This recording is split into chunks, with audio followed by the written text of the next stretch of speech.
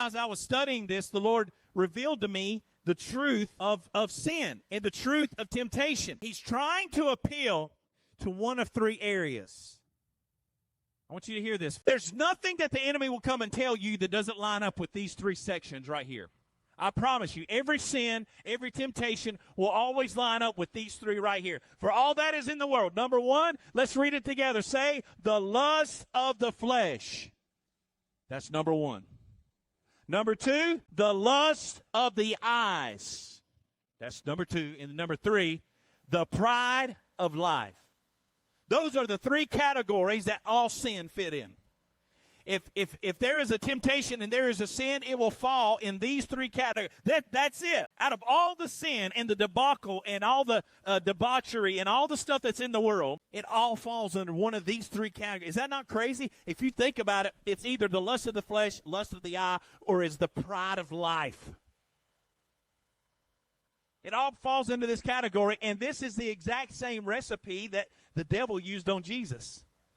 So you know what? You know what you need to prepare for, Christian man, Christian woman? You need to prepare in your heart and understand that the enemy is going to come after you. And if he came for Jesus, he's coming for you.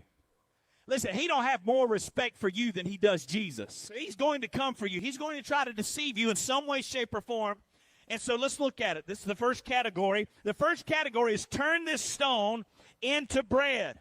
And Jesus answered saying, it is written that man shall not live by bread alone, but by every word that proceeds out of the mouth of God. Well, this first one fits the first, right?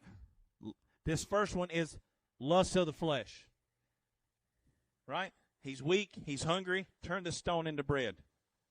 Now I ask the question to myself and to the Lord. Why was this? I know Jesus could turn a stone into bread. But why would he actually tempt him to do that? And this is what the Spirit spoke to me. Because if he would have turned stones into bread at that moment in time, he would have been doing that under the power of the Son of God. Instead of doing it under the power of the Son of God and saying, bam, because we know he turned water into wine. What's the big deal? You know what he was doing right here?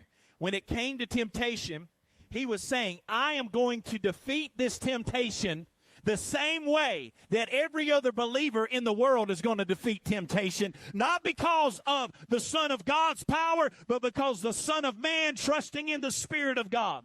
And so what he was doing was saying, you can actually defeat this enemy the same way I'm defeating this enemy. So if Jesus can fight back, you can fight back.